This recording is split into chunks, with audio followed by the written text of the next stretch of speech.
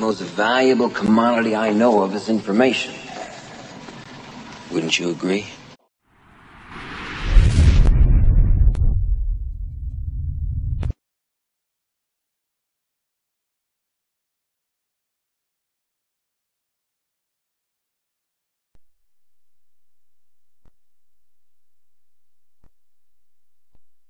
I'd like to tell you about the strangest secret in the world. Some years ago, the late Nobel Prize-winning Dr. Albert Schweitzer was being interviewed in London, and a reporter asked him, "Doctor, what's wrong with men today?" And the great doctor was silent a moment, and then he said, "Men simply don't think." It's about this that I want to talk with you. We live today in a golden age. This is an era that man has looked forward to, dreamed of, and worked toward for thousands of years. But since it's here, we pretty well take it for granted. We in America are particularly fortunate to live in the richest land that ever existed on the face of the earth, a land of abundant opportunity for everyone. But do you know what happens? Well, let's take 100 men who start even at the age of 25. Do you have any idea what will happen to those men by the time they're 65? These 100 men who all start even at the age of 25 believe they're going to be successful. If you asked any one of these men if he wanted to be a success, he'd tell you he did. And you'd notice that he was eager toward life, that there was a certain sparkle to his eye, an erectness to his carriage, and life seemed like a pretty interesting adventure to him. But by the time they're 65, 1 will be rich. 4 will be financially independent. 5 will still be working. 54 will be broke. Now think a moment. Out of the 100, only 5 make the grade. Now why do so many fail? What has happened to the sparkle that was there when they were 25? What's become of the dreams, the hopes, the plans? And why is there such a large disparity between what these men intended to do and what they actually accomplished? When we say about 5% achieve success, we have to define success. And here's the best definition I've ever been able to find. Success is the progressive realization of a worthy ideal. If a man is working toward a predetermined goal and knows where he's going, that man is a success. If he's not doing that, he's a failure. Success is the progressive realization of a worthy ideal. Rollo May, the distinguished psychiatrist, wrote a wonderful book called Man's Search for Himself. And in this book he says, the opposite of courage in our society is not cowardice. It is conformity.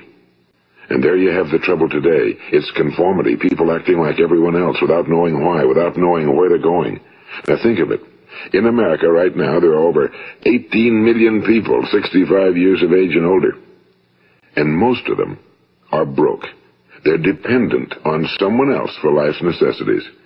Now, we learn to read by the time we're 7. We learn to make a living by the time we're 25. Usually by that time, we're not only making a living, we're supporting a family.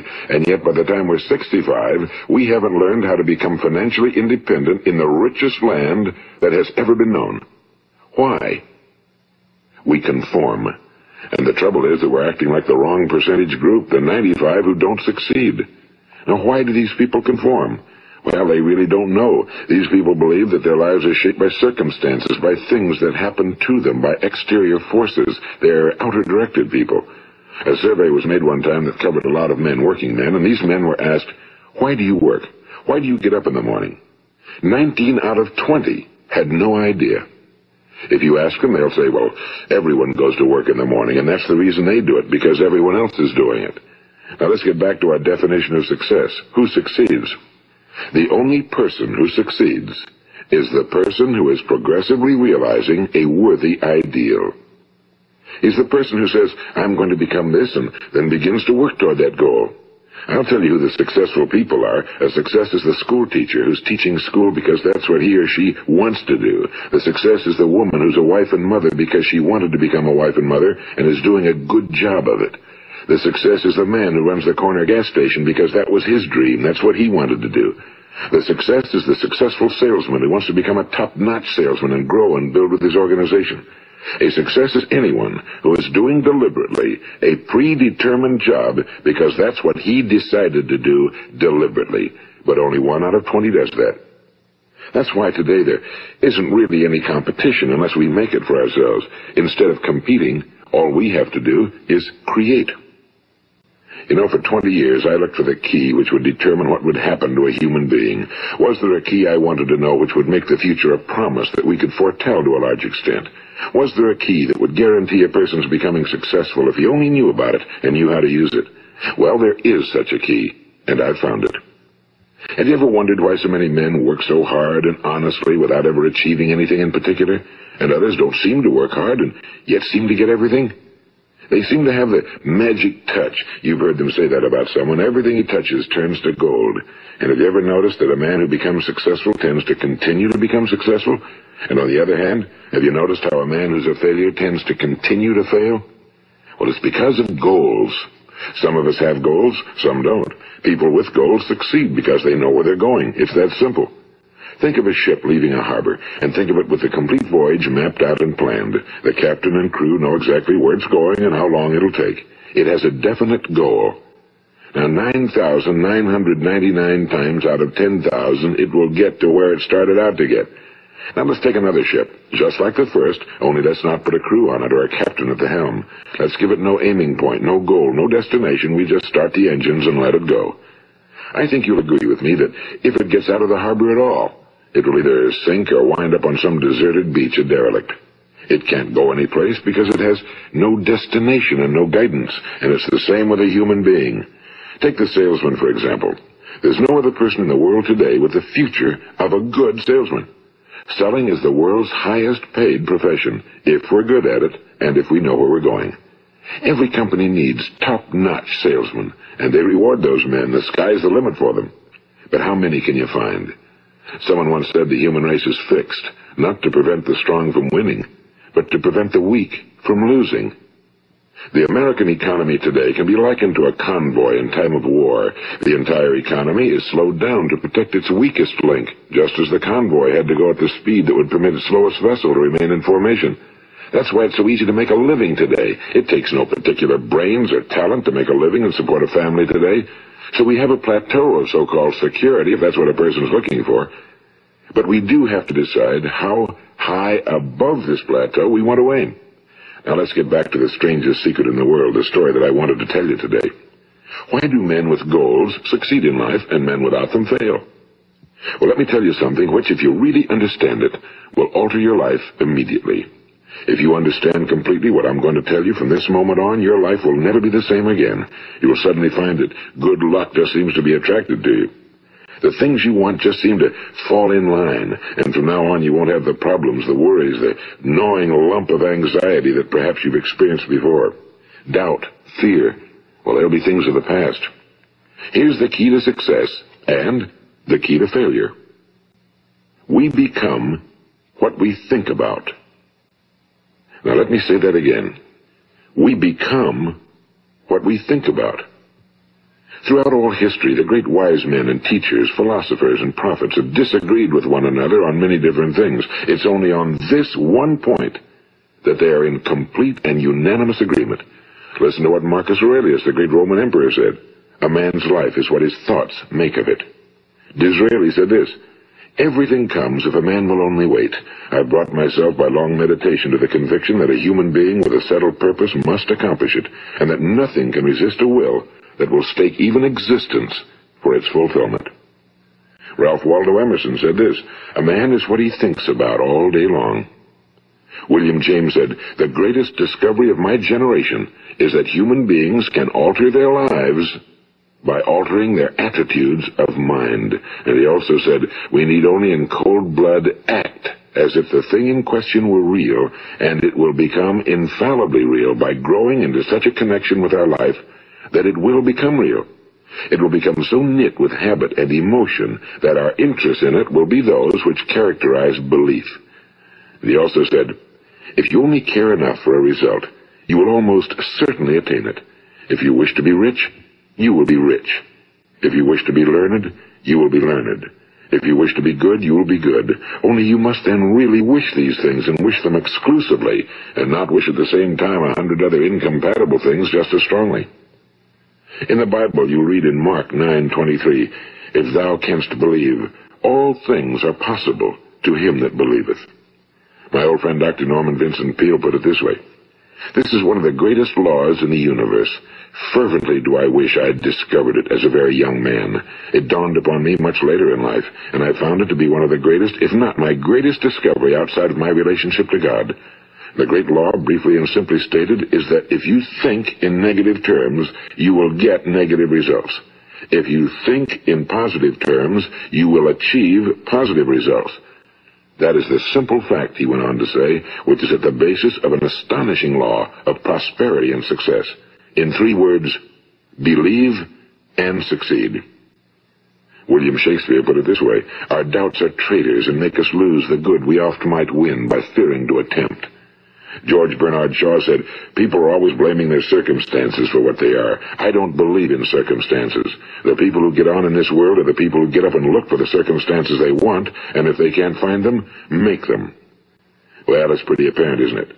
And every person who discovered this for a while believed that he was the first one to work it out. We become what we think about. Now, it stands to reason that a person who's thinking about a concrete and worthwhile goal is going to reach it, because that's what he's thinking about, and we become what we think about. Conversely, the man who has no goal, who doesn't know where he's going, and whose thoughts must therefore be thoughts of confusion and anxiety and fear and worry, becomes what he thinks about. His life becomes one of frustration and fear and anxiety and worry. And if he thinks about nothing, he becomes nothing. Now, how does it work? Why do we become what we think about? Well, I'll tell you how it works as far as we know. Now, to do this, I want to tell you about a situation that parallels the human mind. Suppose a farmer has some land, and it's good fertile land. Now, the land gives the farmer a choice.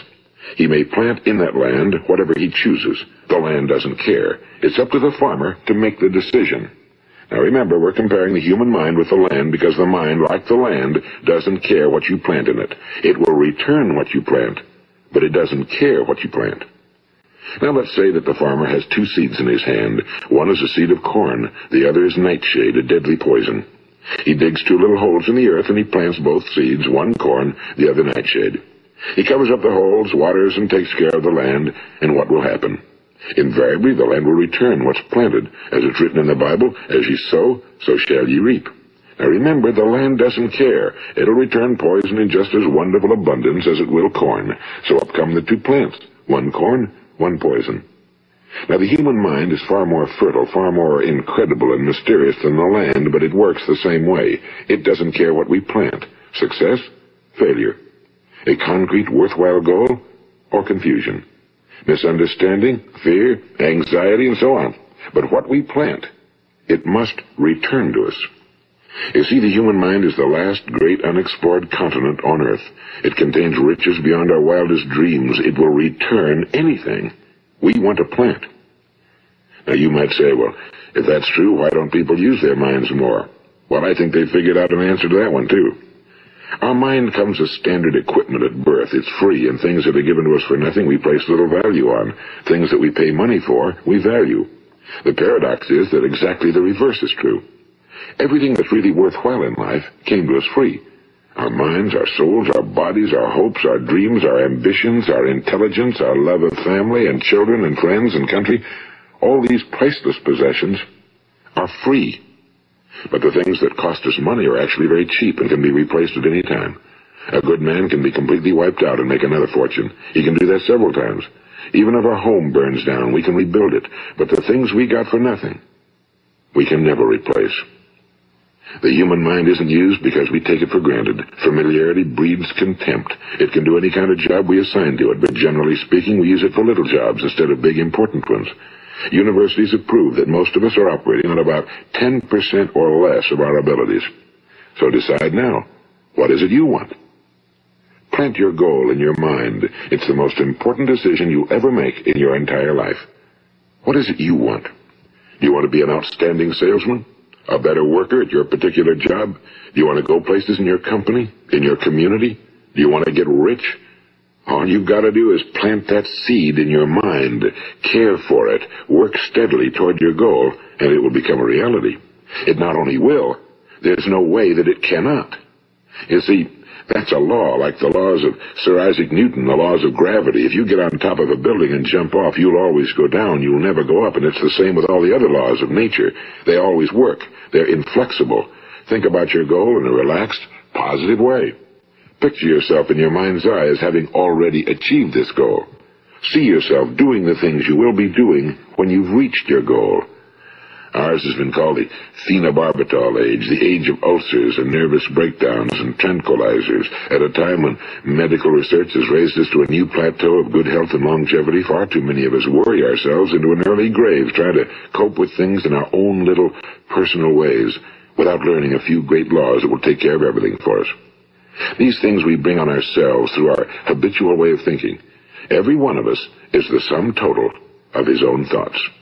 He is where he is because that's exactly where he really wants to be, whether he'll admit that or not.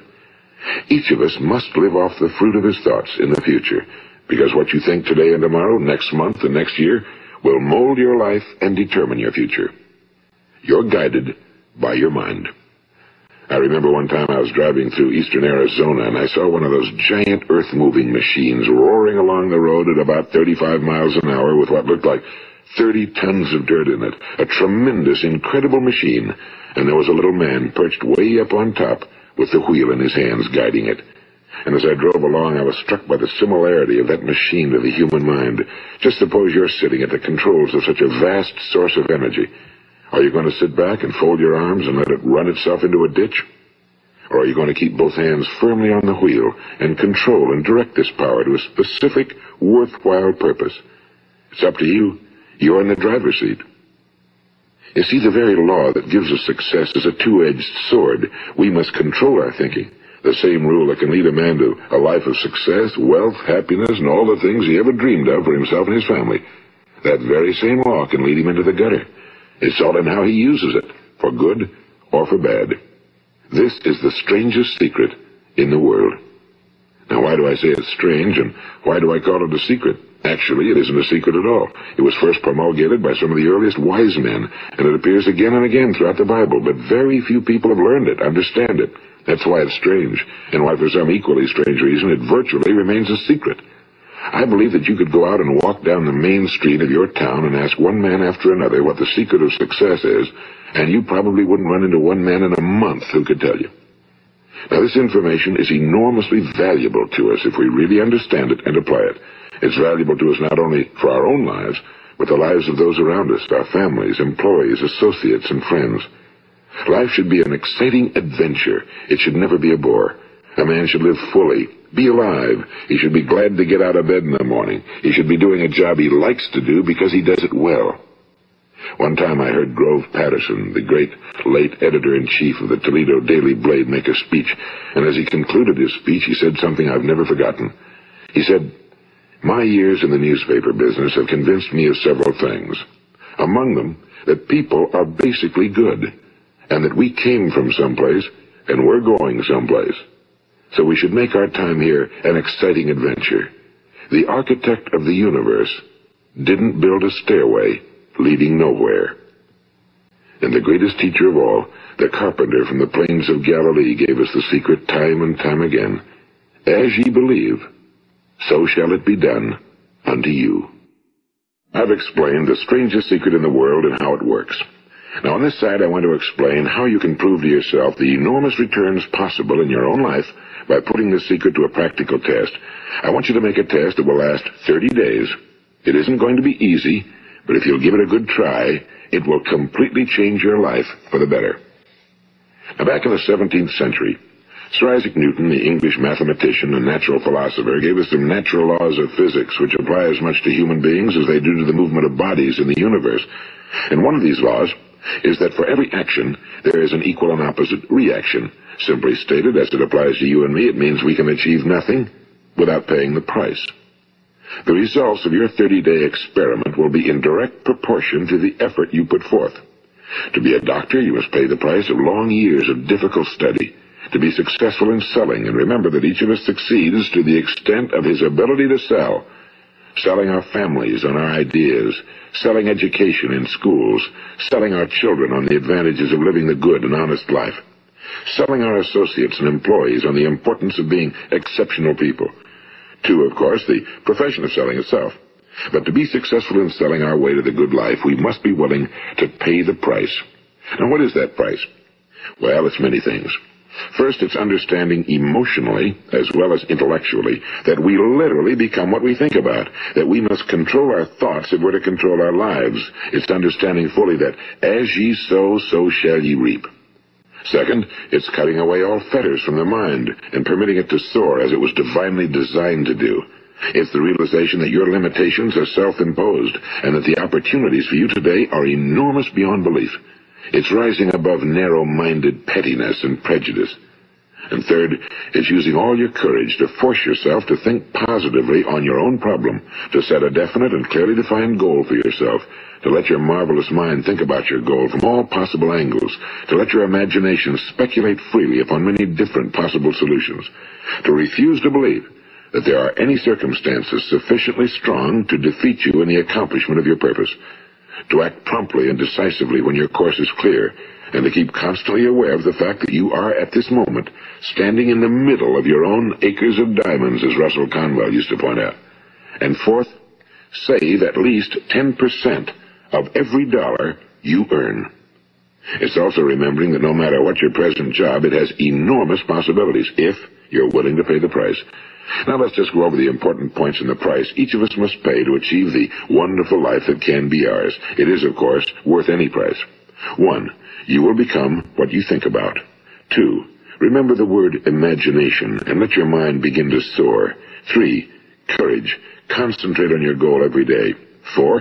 Save 10% of what you earn. And 5. Action. Ideas are worthless unless we act on them. Now, I'll try to outline the 30-day test I want you to make. Keep in mind that you have nothing to lose by making this test and everything you could possibly want to gain. There are two things that may be said of everyone. Each of us wants something, and each of us is afraid of something. I want you to write on a card what it is you want more than anything else. It may be more money. Perhaps you'd like to double your income or make a specific amount of money. It may be a beautiful home. It may be success at your job. It may be a particular position in life. It could be a more harmonious family. Each of us wants something. Now write down on your card specifically what it is you want. Make sure it's a single goal and clearly defined. You needn't show it to anyone, but carry it with you so that you can look at it several times a day. Think about it in a cheerful, relaxed, positive way each morning when you get up, and immediately you have something to work for, something to get out of bed for, something to live for. Look at it every chance you get during the day and just before going to bed at night. And as you look at it, remember that you must become what you think about, and since you're thinking about your goal, you realize that soon it will be yours. In fact, it's yours really the moment you write it down and begin to think about it. Look at the abundance all around you as you go about your daily business. You have as much right to this abundance as any other living creature. It's yours for the asking. Now we come to the difficult part. Difficult because it means the formation of what is probably a brand new habit, and new habits are not easily formed. Once formed, however, it will follow you for the rest of your life. Stop thinking about what it is you fear. Each time a fearful or negative thought comes into your consciousness, replace it with a mental picture of your positive and worthwhile goal. And there will come times when you'll feel like giving up. It's easier for a human being to think negatively than positively. That's why only 5% are successful. You must begin now to place yourself in that group. For 30 days, you must take control of your mind. It will think about only what you permit it to think about. Each day for this 30-day test, do more than you have to do. In addition to maintaining a cheerful, positive outlook, give of yourself more than you've ever done before. Do this knowing that your returns in life must be in direct proportion to what you give. The moment you decide on a goal to work toward, you're immediately a successful person. You are then in that rare and successful category of people who know where they're going. Out of every 100 people, you belong to the top 5. Don't concern yourself too much with how you're going to achieve your goal. Leave that completely to a power greater than yourself. All you have to do is know where you're going. The answers will come to you of their own accord and at the right time. Remember these words from the Sermon on the Mount, and remember them well. Keep them constantly before you this month of your test. Ask, and it shall be given you. Seek, and ye shall find. Knock, and it shall be opened unto you. For every one that asketh receiveth, and he that seeketh findeth, and to him that knocketh it shall be opened. It's as marvelous and as simple as that. In fact, it's so simple that in our seemingly complicated world, it's difficult for an adult to understand that all he needs is a purpose and faith. For 30 days, Do your very best. If you're a salesman, go at it as you've never done before, not in a hectic fashion, but with the calm, cheerful assurance that time well spent will give you the abundance in return you deserve and want. If you're a homemaker, devote your 30-day test to completely giving of yourself without thinking about receiving anything in return, and you'll be amazed at the difference it makes in your life. No matter what your job, do it as you've never done it before for 30 days. And if you've kept your goal before you every day, you'll wonder and marvel at this new life you've found. Dorothea Brand, the outstanding editor and writer, discovered it for herself and tells about it in her fine book, Wake Up and Live. Her entire philosophy is reduced to the words, act as though it were impossible to fail. She made her own test with sincerity and faith, and her entire life was changed to one of overwhelming success. Now, you make your test for 30 full days. Don't start your test until you've made up your mind to stick with it. You see, by being persistent, you're demonstrating faith. Persistence is simply another word for faith. If you didn't have faith, you'd never persist. If you should fail during your first 30 days, by that I mean suddenly find yourself overwhelmed by negative thoughts, you've got to start over again from that point and go 30 more days. Gradually, your new habit will form until you find yourself one of that wonderful minority to whom virtually nothing is impossible. And don't forget the card. It's vitally important as you begin this new way of living. On one side of the card, write your goal, whatever it may be. On the other side, write the words we've quoted from the Sermon on the Mount. Ask, and it shall be given you. Seek, and ye shall find. Knock, and it shall be opened unto you. Nothing great was ever accomplished without inspiration. See that during these crucial first 30 days, your own inspiration is kept at a peak. And above all, don't worry. Worry brings fear, and fear is crippling. The only thing that can cause you to worry during your test is trying to do it all yourself. Know that all you have to do is hold your goal before you. Everything else will take care of itself. Remember also to keep calm and cheerful. Don't let petty things annoy you and get you off course. Now, since making this test is difficult, some will say, why should I bother? Well, look at the alternative. No one wants to be a failure. No one really wants to be a mediocre individual. No one wants a life constantly filled with worry and fear and frustration. Therefore, remember that you must reap that which you sow. If you sow negative thoughts, your life will be filled with negative things. If you sow positive thoughts, your life will be cheerful, successful, and positive. Now, gradually, you have a tendency to forget what you've heard on this recording. Play it often. Keep reminding yourself of what you must do to form this new habit. Gather your whole family around at regular intervals and listen to what's been said here. You know, most men will tell you that they want to make money without understanding the law. The only people who make money work in a mint. The rest of us must earn money. This is what causes those who keep looking for something for nothing or a free ride to fail in life. The only way to earn money is by providing people with services or products which are needed and useful. We exchange our time and our product or service for the other man's money. Therefore, the law is that our financial return will be in direct proportion to our service. Now, success is not the result of making money. Making money is the result of success, and success is in direct proportion to our service. Most people have this law backwards. They believe that you're successful if you earn a lot of money. The truth is that you can only earn money after you're successful. It's like the story of the man who sat in front of the stove and said to it, give me heat, and then I'll add the wood. How many men and women do you know, or do you suppose there are today, who take the same attitude toward life? There are millions. We've got to put the fuel in before we can expect heat.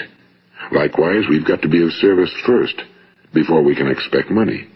Don't concern yourself with the money. Be of service. Build, work, dream, create. Do this and you'll find there's no limit to the prosperity and abundance that will come to you. Prosperity, you know, is founded upon a law of mutual exchange. Any person who contributes to prosperity must prosper in turn himself.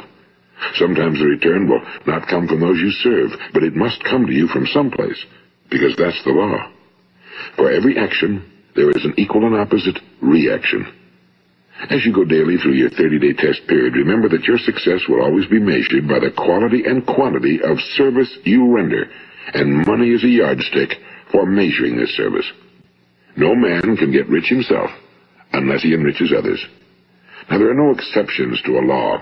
You can drive down any street in America and from your car estimate the service that's being rendered by the people living on that street. Had you ever thought of this yardstick before? It's interesting. Some, like ministers and priests and other devoted people, measure their returns in the realm of the spiritual, but again, their returns are equal to their service. Once this law is fully understood, any thinking person can tell his own fortune.